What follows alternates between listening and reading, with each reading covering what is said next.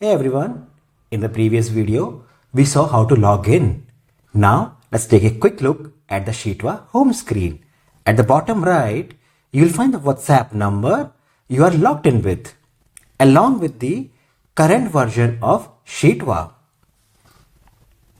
On the top left, you'll see the number of remaining messages and the renewal date, which depends on your plan.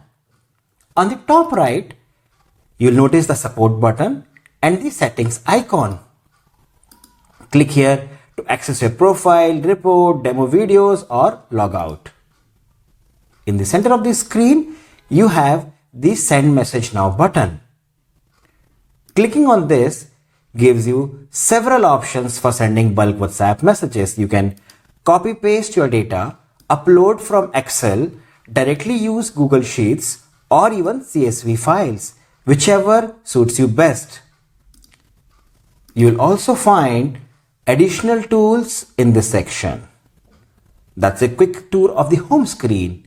In the next video, I'll guide you through how to prepare your data so you can get the best results.